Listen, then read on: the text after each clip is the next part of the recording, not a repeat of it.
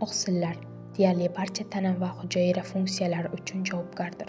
Strukturaviy oqsillardan suyaklarda, mushaklardagi qisqartiruvchi oqsillar, qon plazmasidagi oqsillarni tashish, gormonlarga antikorlar, hujayra retseptorlari, ion kanallari va deyarli barcha kimyoviy moddalarni katalizlovchi fermentlar, biologik tizimdan reaksiyalar. Oqsillar peptid bog'lanishlar orqali bog'langan aminokislotalarning polimerlaridir.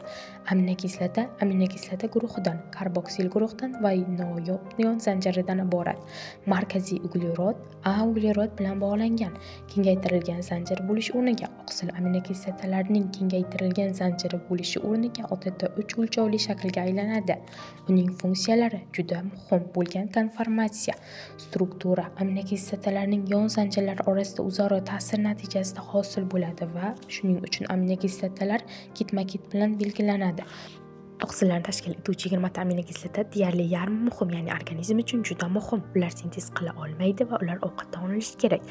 Hayvon oqsillari odatda yuqori sifatli to'liq oqsillar hisoblanadi, chunki ular o'xshash xususiyatga ega. Aminokislota tarkibi inson oqsillari sifatida, shuning uchun barcha kerakli aminokislotalarni ta'minlay oladi. Lekin turli xil o'simlik ovqatlarning kombinatsiyasi ham ishni bajarishi kerak. Ovqat tarkibida oqsillar oshqozon va ingichka ichakda oshqozon ta'sirida hazm qiladi. Kislota oqsillarni denaturatsiya qiladi va peptid bog'lanishlar gidrolizlaydigan bir nechta fermentlar.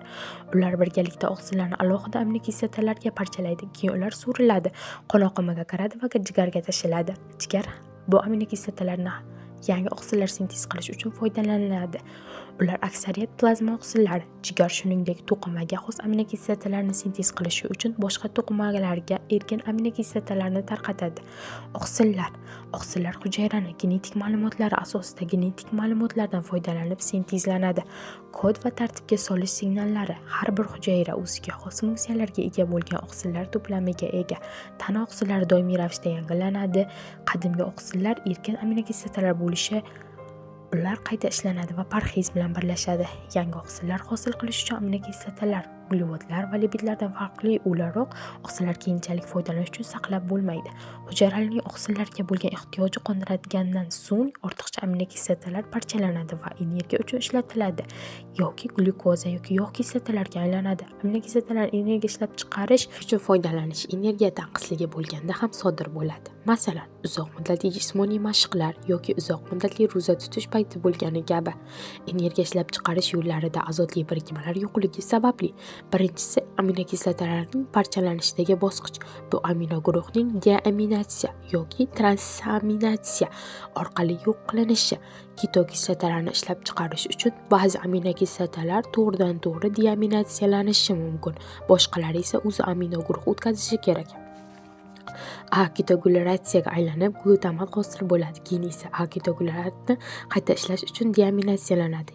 Yon zanjirga qarab turli aminokislotalardan olingan ketokislotalar metabolizmga kirishi mumkin. Turli nuqtalarda aylanishlar, ular piruvat, asetil-CoA yoki limon kislotasini oraliq mahsulotlardan biriga aylanishi mumkin. Kislota aylanishi. Bu reaksiyani ba'zilar qaytarilishi mumkin. Aminokislotalar yetishmaganda limon kislotasi orqali oraliq mahsulotlarni aminlash orqali hosil qilish mumkin. Oqsil sintezi uchun yangi aminokislotalar deaminatsiya ammiak bilan qiladi.